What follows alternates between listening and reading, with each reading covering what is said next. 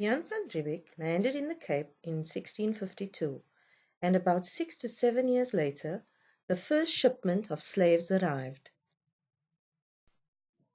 The first ship that arrived here was a Dutch ship, Amersfoort, anchored in Table Bay with 174 Angolan slaves on board. These slaves that arrived were draped in few pieces of clothing, and were the personal slaves of the company officials.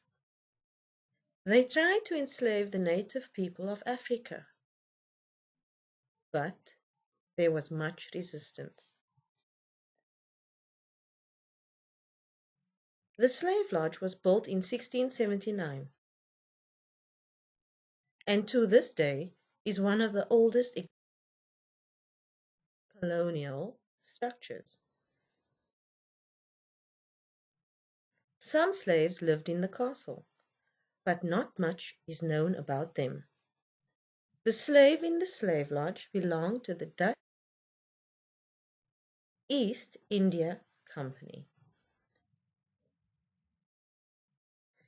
In other words, the VOC, and belonged solely to them and were never sold.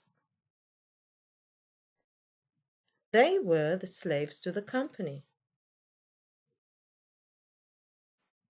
The VOC did not allow enslavement of the natives because they relied on the Khoisan people as trade partners. After a few years, this changed.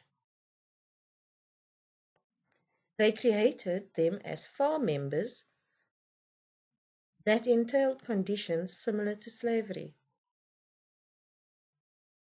The slaves who were under the control by the VOC were poorer in health than those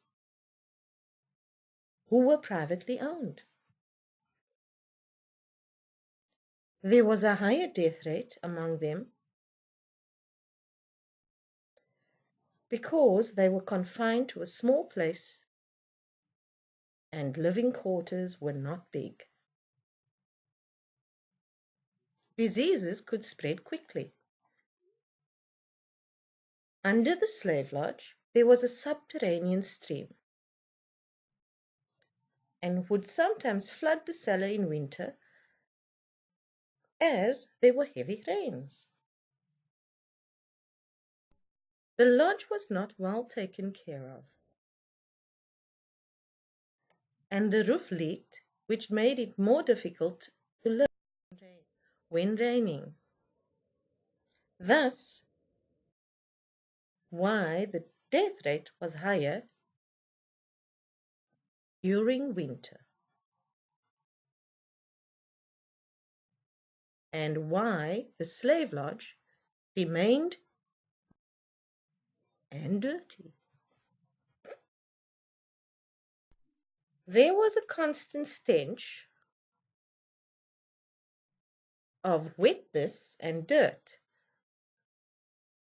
as many pigs were kept in the courtyard. Women were subjected to being objects, and many soldiers used them as prostitutes. The slave lodge is significant to the slavery in the Cape and plays a huge role in understanding the lives of slaves in the Cape. To this day, there are many buildings present in Cape Town that will show this interesting heritage.